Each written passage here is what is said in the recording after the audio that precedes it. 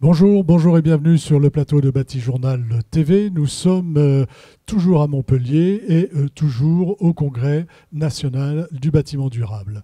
Cet après-midi, en fin d'après-midi, là, nous allons parler du lancement du Materia Award 2025.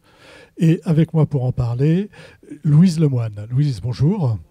Avec le micro. C'est mieux. C'est mieux. Vous êtes architecte, vous êtes la coordinatrice de cette Materia Award et votre atelier d'architecture, c'est le Grand Atelier, c'est ça? Tout à fait. Tout à fait. Le Grand Atelier, qu'est-ce que c'est? Les grands ateliers, c'est une plateforme. Les grands ateliers. Tout à fait. C'est une plateforme technique et pédagogique pour la formation des étudiants en architecture, en art et en ingénierie, pour qu'ils puissent venir toucher la matière, se rendre compte de ce que sont les matériaux pendant leurs études. À côté de vous, Laurent Mouly, bonjour. Bonjour. Laurent, vous êtes ingénieur d'abord, puis architecte. Ingénieur et architecte donc, et non pas dans le sens inverse, on a l'habitude de dire architecte-ingénieur. Et comment s'appelle votre agence? LM Ingénieur. Et combien de participants, j'allais dire? Sur quel projet vous travaillez? Alors, on est une petite équipe de 12 personnes. Je dirige cette agence avec mon frère Grégoire Mouly, qui est ingénieur en thermique, et moi, je suis constructeur. Et ensemble, on travaille sur une approche matérielle et immatérielle de l'architecture de façon assez complémentaire. Et on va voir tout à l'heure des cas très concrets. À côté de vous, Dominique Gauzin-Muller, bonjour. Bonjour. Dominique, vous êtes architecte, vous êtes chercheuse, vous êtes aussi auteur et vous êtes la co-initiatrice du prix. Et je vais vous demander de nous présenter ce prix. Alors ce prix, en fait, au départ, il s'appelait Terra Award. En France, on a la chance d'avoir une grande expertise sur la construction en terre crue avec Crater, qui a été fondé en 1979. Donc c'est le Centre international de la construction en terre qui travaille à la fois pour améliorer les techniques, pour construire des logements sociaux, améliorer la vie des gens, et puis aussi travailler sur tout ce qui est scientifique, les recherches sur la matière. Ensuite, il y a aussi Amaco, qui est un centre de recherche et d'expérimentation, de formation, qui est basé aux grands ateliers de Villefontaine. Et ce sont des amis de longue date. Et un jour, je leur ai proposé, en 2005, de créer le premier prix mondial des architectures contemporaines en terre crue, parce que je pensais qu'il commençait à y avoir des projets assez intéressants pour qu'on les présente. Et donc, l'idée, c'est d'avoir un prix, avec les 40 finalistes, une exposition et le catalogue de cette exposition. Puisque pour nous, ce qui est important, ce n'est pas vraiment d'avoir 2-3 lauréats qui vont sortir, mais c'était d'avoir de montrer l'ensemble. Voilà, et de montrer qu'il y a sur tous les continents des bâtiments contemporains qui ont une grande qualité esthétique et technique. Donc ça, c'est l'origine, on va dire, du prix. On parle fait. d'abord de la terre. On parle d'abord de la terre. Et puis, un jour, en discutant avec Laetitia Fontaine, la directrice d'Amaco, on s'est dit, bon, il n'y a quand même pas que la terre dans la vie. Amaco travaille aussi sur les fibres végétales. Et donc, et puis en plus, on avait remarqué que beaucoup de projets du Terra avaient aussi des fibres. Donc, on s'est dit, on va faire un Fibra Award. Donc, ça, c'était 2018-2019. Et puis, c'était tellement évident que ces matériaux étaient complémentaires qu'on a créé le Terra Fibra Award en 2020-2021. Et toujours le même principe, un prix. On choisit 40 finalistes, on fait une exposition et on a un catalogue. Et les 2 dernières expositions ont été présentées d'abord au pavillon de l'Arsenal à Paris, et c'est une exposition itinérante. Et l'exposition du Terra Award, elle a été présentée plus de 60 fois sur 3 continents. Moi, j'ai eu la chance de l'inaugurer à Hong Kong, à Pékin, à Marrakech et dans d'autres pays. Celle du Terra Award, qui a été inaugurée fin 2021 au pavillon de l'Arsenal, elle a déjà été montrée une trentaine de fois dans pas mal de pays. Voilà, donc une très bonne visibilité. Ce sont des projets internationaux. Internationaux de tous les continents. et qui mêle. Donc, quand on dit terre crue, c'est assez clair, mais ça veut dire qu'il y a toutes les techniques de la terre crue, c'est-à-dire adobe, pisé, bauge, BTC, bloc de terre comprimé et aussi terre coulée. Et quand on dit fibre végétale, c'est à la fois le bambou, le chaume, le chanvre, les roseaux, le lin, tous les... Le lin, non ? Le lin est surtout utilisé comme isolant et ça, on ne le voit pas vraiment, alors qu'une toiture en chaume, celle-là, on la voit beaucoup plus clairement. D'accord. Et maintenant, Materia. Maintenant, on appelle Materia Award. Alors, au départ, moi, je disais, on va appeler ça Terra Piera Fibra Award. Et puis, ma jeune équipe a dit... ah ben non, là quand même, c'est un petit peu trop long. Et ils ont proposé Materia Award et ils ont su me convaincre, bien sûr. Et je pense que c'est une bonne idée. D'ailleurs, Laurent, quand on lui a dit qu'on allait appeler ça Materia Award, tout de suite a dit qu'effectivement, c'était vraiment bien de parler de la matière. Et qui dit matière dit aussi ressources. Donc, c'est une manière de faire ressortir l'usage des ressources locales pour construire des bâtiments le plus frugaux possible.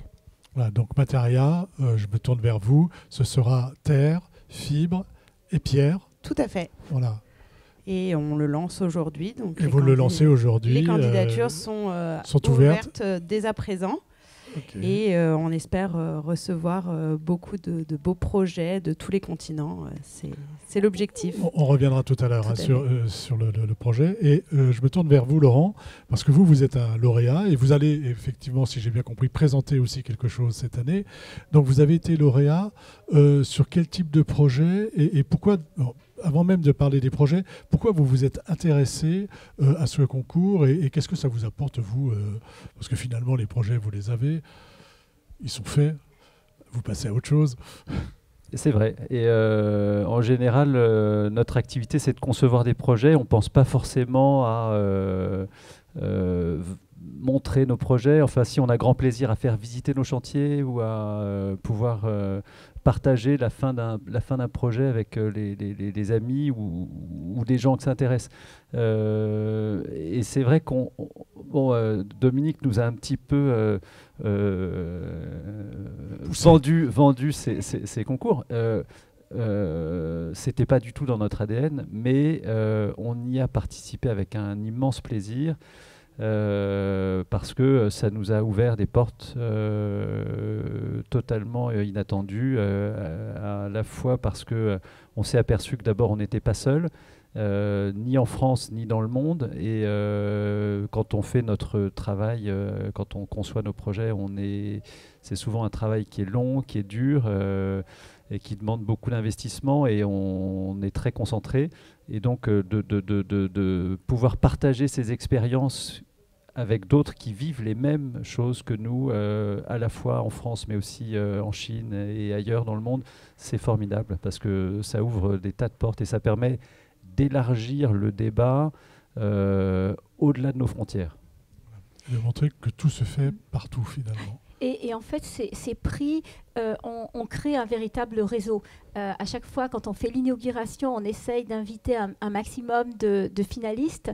Et quelquefois, au Terra Award, ils étaient venus pratiquement tous. Et on avait demandé à Archipel, qui présentait l'exposition à Lyon, d'ouvrir en soirée la salle d'exposition. On avait fait un pique-nique des terroirs où chacun avait apporté de son pays des spécialités qu'on a partagées.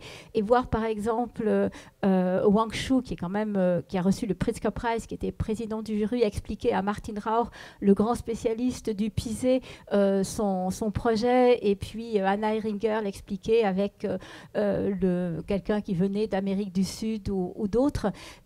Depuis, ils s'invitent mutuellement dans leurs universités, donc ça crée un vrai réseau. Oui. Et un vrai réseau dont vous pouvez apprendre aussi des pratiques des autres. Par exemple, qu'est-ce que vous avez appris de pratiques des concours auxquels vous avez participé ? Peut-être des choses un peu abstraites, mais notamment finalement la question des savoir-faire. Et ces savoir-faire, finalement, ils sont d'abord une question d'espace, parce qu'ils sont localisés en général dans des territoires. Ils sont partagés par des petites échelles et ils sont situés aussi dans le temps. Et aujourd'hui, on se rend compte que finalement, dans toutes ces expériences, la question du savoir-faire est à la fois centrale et déterminante, parce que dans tous ces projets, on est un petit peu dans des techniques alternatives, et donc ça n'est qu'un réseau d'acteurs sur le chantier qui conduit ces opérations avec des savoir-faire solides. Et ça, c'est absolument essentiel. Et pour les architectes de pays du Sud global, je pense par exemple aux Chinois, où il y avait un Sri Lankais qui avait fait une magnifique bibliothèque. Il disait: au Sri Lanka, je suis le seul à construire avec de la terre crue. Tout le monde se moquait de moi. Et quand je leur ai dit que j'allais en France pour recevoir un prix mondial, eh bien tout d'un coup, on m'a beaucoup mieux considéré. On m'a regardé un peu différemment. On m'a regardé différemment, et le professeur Moon Jun nous a dit la même chose. Et je pense que si aujourd'hui il est professeur dans une université à Pékin, c'est aussi parce qu'il a eu cette reconnaissance de ce prix mondial. Est-ce qu'il y a dans le monde, en France, en Europe et dans le monde entier, une appétence particulière, plus importante qu'auparavant, sur ces modes constructifs, ces constructions terre, fibre et pierre? Est-ce qu'on est quand même, on en parle beaucoup dans les revues, alors on sait que c'est minoritaire dans les projets, mais est-ce que c'est quand même quelque chose qui aujourd'hui va en augmentant? Alors je vous dis tout de suite oui, et Louise va pouvoir vous le détailler, parce qu'aux grands ateliers, vous recevez énormément de gens qui viennent se former à ça. Parce que les grands ateliers, au-delà de former les étudiants, on forme aussi les professionnels. On a une offre de formation professionnelle donc pour les acteurs du bâtiment. Et de plus en plus, c'était très centré sur la France, mais de plus en plus, on a des professionnels qui viennent se former à la terre crue, notamment parce qu'on héberge à Mako le centre de recherche sur la terre crue. Et les gens viennent se former d'un peu partout dans le monde. Laurent. Oui, je voulais ajouter que je pense que sur ces filières biosourcées, alors peut-être un petit peu moins la paille, qui est déjà un peu plus internationale, parce que la construction paille est née aux États-Unis, elle est aussi développée très fortement en Suisse, en Allemagne. Mais sur la terre crue et le chanvre, on a des perles, des pépites industrielles en puissance en France. Et c'est le signe que beaucoup de gens viennent se former en France, viennent regarder ce qu'on a fait en France et essayent d'amorcer l'exportation de ces savoir-faire à l'étranger. Ah, je suis désolée, je vais te contredire, mais sur la paille aussi, on est pionnier en France. C'est-à-dire que, oui, en France, on avait... il y a une dizaine d'années, avant la publication des règles professionnelles et les premiers essais au feu, on avait à peu près 500 bâtiments isolés en paille, essentiellement des maisons en autoconstruction. Aujourd'hui, on est à plus de 10 000, dont plusieurs centaines d'équipements publics, en particulier beaucoup d'écoles, quelques crèches, périscolaires et gymnases. Le plus grand, c'est dans les Pays de la Loire, et ça fait 15 000 mètres carrés quand même. Et il y a eu, c'est aussi la France, le réseau français de la construction en paille, qui est leader pour un projet européen qui s'appelle Upstro. Et donc, c'est les Français qui ont montré un petit peu en Angleterre, en Allemagne, en Belgique, comment on pouvait faire. Et je trouve que la stratégie du réseau français de la construction en paille est vraiment exemplaire. On va parler chanvre, on ne va pas parler paille. Oui, je connais moins bien la paille, mais c'est vrai qu'ils sont très impressionnants. Ouais, est-ce que la stratégie de la filière chanvre est la bonne ? Puisqu'on parlait stratégie de la filière paille, et puis ensuite, puisque vous avez l'habitude de travailler avec le chanvre, et après on verra les 2 opérations pour lesquelles vous avez été lauréat, qui sont des opérations chanvre. Donc dites-nous tout sur le chanvre. Est-ce que ça se structure bien ? Alors il faut avoir en tête que les filières sont l'œuvre de nombreux bénévoles qui se mobilisent, et c'est un travail bénévole. Donc on a quelques salariés à construire en chanvre, et il y a de même qu'il y a quelques salariés dans les filières en général.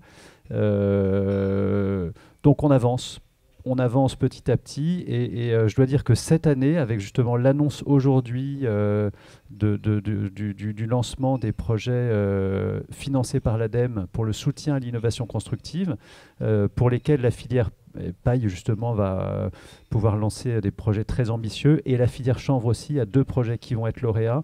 Et donc, on a enfin des moyens pour investir dans la recherche d'une manière importante et pouvoir enfin résoudre des questions très très complexes et déterminantes sur, par exemple, l'apport hygroscopique du matériau, du béton de chanvre. Ouais. Béton de chanvre.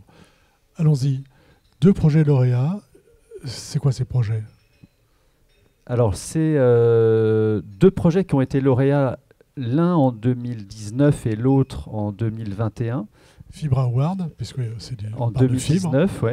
Et donc, il s'agit de 2 rénovations d'immeubles de logement à Paris. Le premier, c'est un petit immeuble de logement rue de la Huchette, dans le quartier latin, sur lequel on est intervenu en utilisant le béton de chanvre, parce que face à ce patrimoine qui datait du XVIIIe siècle, nous, jeunes ingénieurs, quand on est intervenu sur ce bâtiment, on s'est demandé comment être sûr que notre intervention ne serait pas l'amorce de la ruine de ce patrimoine qui nous dépassait par ces siècles d'âge. Et donc, on a cherché, et c'est là, sur ce projet, qu'on a découvert le béton de chanvre, qui nous a paru une très bonne solution parce qu'il permettait de préserver les transferts hygroscopiques à travers les parois grâce à une continuité de capillarité entre maçonnerie et béton de chanvre.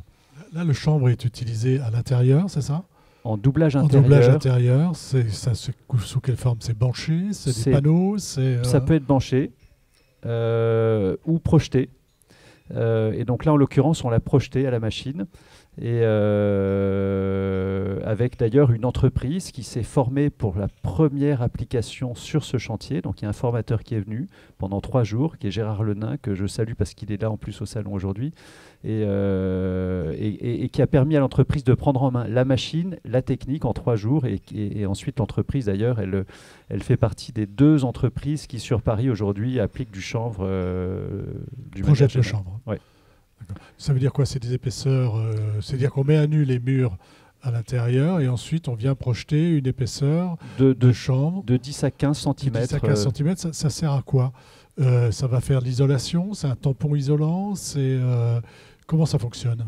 Alors ça isole d'abord parce que c'est un matériau isolant. La chaîne vote elle-même est relativement isolante.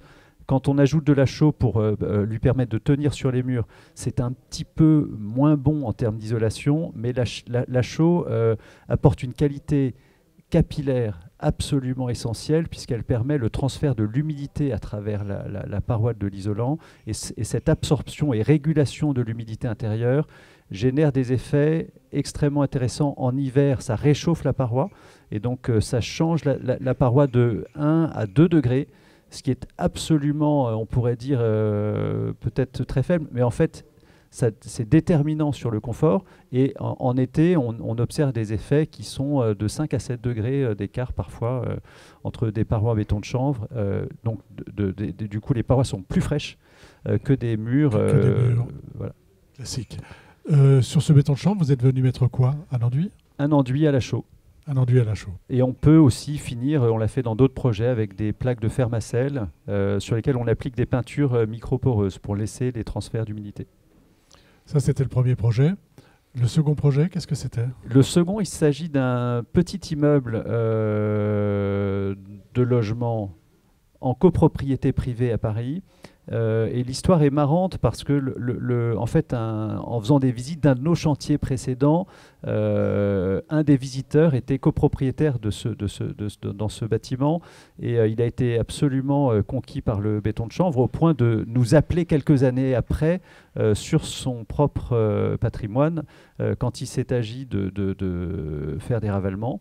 Et il avait réussi à convaincre tous ses copropriétaires de l'intérêt du béton de chanvre pour ce bâtiment. Et en l'occurrence, dans ce bâtiment, il y avait un certain nombre de modénatures assez soignées sur les façades, et donc on a réussi à rénover l'ensemble des ravalements, ajouter un petit peu de chanvre dans le corps d'enduit pour rendre ces enduits en partie isolant, et c'est un complément d'isolation qui est très intéressant parce que à l'extérieur, il couvre tous les nez de plancher et donc il améliore considérablement le traitement des ponts thermiques.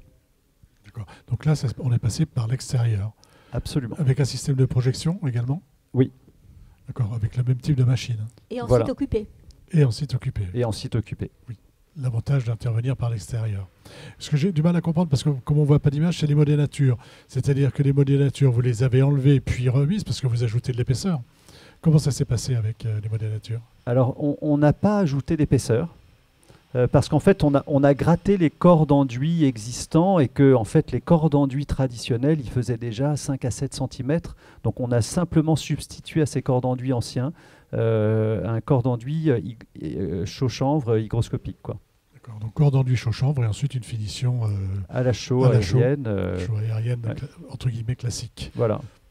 Parce qu'on n'en fait plus beaucoup à la chaux aérienne. Est-ce qu'on a tout dit sur ces projets? Pourquoi vous avez gagné alors?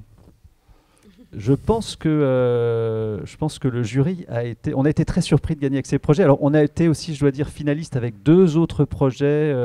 L'un qui est un immeuble construit rue Mira avec North by Northwest, avec lequel d'ailleurs j'ai pas dit, mais North by Northwest a été lauréat avec nous évidemment. Enfin, on était lauréat avec eux sur l'immeuble patrimonial et l'autre immeuble avec lequel on a été finaliste, c'est un immeuble rue Bellevue à Boulogne-Billancourt, toujours avec North by Northwest Architect. Ce qui est très important de dire, c'est que le prix n'est pas remis qu'à l'architecte. Le prix, il est remis à l'architecte, à l'ingénieur quand il y en a un, au client et aussi à l'entreprise. Et aussi à l'entreprise. C'est un prix qui est collectif. Et il y a des trophées pour chacun qui sont des très beaux trophées faits manuellement. C'était pour le Terra Award, c'était une très jolie boîte en terre crue, et je revois encore le lauréat du Sri Lanka avec ces quatre boîtes avec à chaque fois et je pense que ça pesait à peu près 3 kilos chacune, et il me disait il va falloir que j'en donne au moins une parce que je ne vais pas pouvoir prendre l'avion et rentrer comme ça. Donc, en plus, il y a des très jolis trophées. Oui, qu'on a toujours à l'agence et qu'on a plaisir à regarder tous les jours. Et vous allez participer à Materia. Materia, maintenant, dites-nous tout. Comment je fais? Combien de prix? Comment? Quand? Où? Expliquez-nous, s'il vous plaît.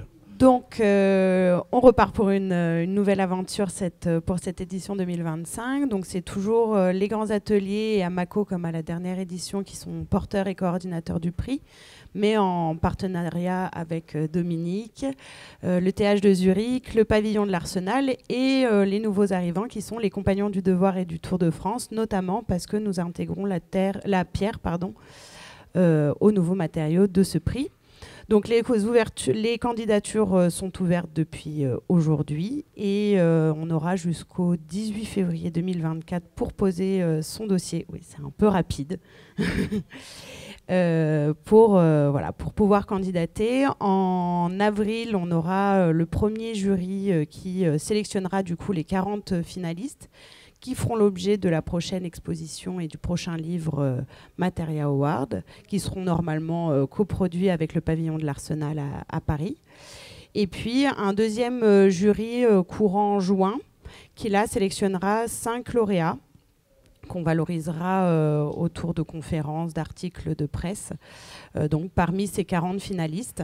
Comme disait Dominique, pour nous, c'est important qu'il y ait un panel plutôt important, donc c'est pour ça qu'il y a 40 finalistes, pour montrer la diversité des projets qui se font avec ces matériaux bio et géosourcés en France, mais aussi à travers le monde, et donner des projets exemples pour faire avancer les choses, permettre aux filières de se développer, et de pouvoir aussi encourager en fait tous les acteurs du bâtiment à se lancer dans cette aventure que sont les matériaux bio-géosourcés aujourd'hui. Ce qui est aussi peut-être important de dire, c'est que les expositions, il y a des panneaux qui expliquent les projets, mais il y a aussi des panneaux qui expliquent les différentes techniques, et surtout, il y a des prototypes qui sont réalisés par les grands ateliers et Amaco. On peut toucher la matière. On a le droit. Et c'est des on est même invité à le faire, et ce sont des prototypes à l'échelle 1, c'est-à-dire des parties des bâtiments qui sont présentés. Il y en a toujours une dizaine, et Laurent, en général, nous fait les prototypes autour du béton de chanvre. Le dernier avait été réalisé par l'équipe de projet et pas par nous, justement. Laurent, vous vouliez ajouter quelque chose ? Oui, c'est que cette démarche de prototype, quand on a la chance de pouvoir manier la matière comme on le fait chez Amaco dans toutes les formations, par exemple, c'est une occasion assez géniale. Et donc nous, on fait par exemple en ce moment des petits chantiers participatifs. Et du coup, à l'agence, par exemple, on va maintenant... Avant, on organisait ces chantiers, et puis ils se faisaient. Maintenant, en fait, on va systématiquement faire une journée au moins ou plus. On va participer à ces chantiers. Et du coup, cette démarche de prototype, ça peut être finalement assez simple. Il suffit on a commencé comme ça. D'ailleurs, on a commencé au Croaïf pour une expo chanvre à Paris. On a décidé de se mobiliser sur 2 jours, et on a récupéré un peu de bois, fait venir une bétonnière, appelé 1 ou 2 amis qui nous ont aidés à faire ça, et on a construit ces prototypes sur une cour qui faisait 3 par 4, enfin à peine. Donc c'est très très simple à faire. On arrive au terme de notre échange. Je vais vous demander tous les 3 rapidement une petite conclusion ou quelque chose sur lequel vous voudriez appuyer pour dire tout l'intérêt de travailler avec ces matériaux. Je ne sais pas qui veut commencer. Vous avez le micro. Allez, moi j'encourage du coup tous les acteurs du bâtiment qui ont pu faire des bâtiments en matériaux biosourcés à candidater au prix. C'est un prix qui est gratuit, ouvert à tous, international. Et on sera ravis de pouvoir voir ces projets et les valoriser et encourager les filières à se développer. Il y a quelque chose que je ne vous ai pas demandé. Qui est membre du jury ? Alors, ce n'est pas encore tout à fait décidé. Je ne parle pas des personnes, mais est-ce qu'on a des ingénieurs, des architectes, des journalistes ? Il y a un peu tous les profils. Ça sera des représentants des filières. C'est toujours compliqué de faire venir des architectes qui travaillent avec les matériaux biosourcés en tant que jury, parce que généralement, ils participent. Ils ont participé, donc ils seront un peu juge de partie. Mais du coup, on cherche des personnes. On va chercher des personnes qui sont experts dans ces domaines-là, mais plutôt représentants des filières, journalistes, réseaux. Et à chaque projet, on a un président ou une présidente du jury. Le président du jury du Terra Award, on avait la chance que ce soit Wang Shu, donc qui a gagné le Pritzker Prize. Pour le Fibra Award, c'était Anna Heringer, une très grande architecte allemande qui travaille beaucoup avec de la terre et du bambou. Pour le Fibra, la présidente du jury, c'était Christine Lecomte, qui est la présidente du Conseil national de l'Ordre des architectes. Et cette fois-ci, comme il y avait beaucoup de matériaux et qu'on ne voulait pas favoriser un matériau plus que l'autre, on a fait un choix un peu politique.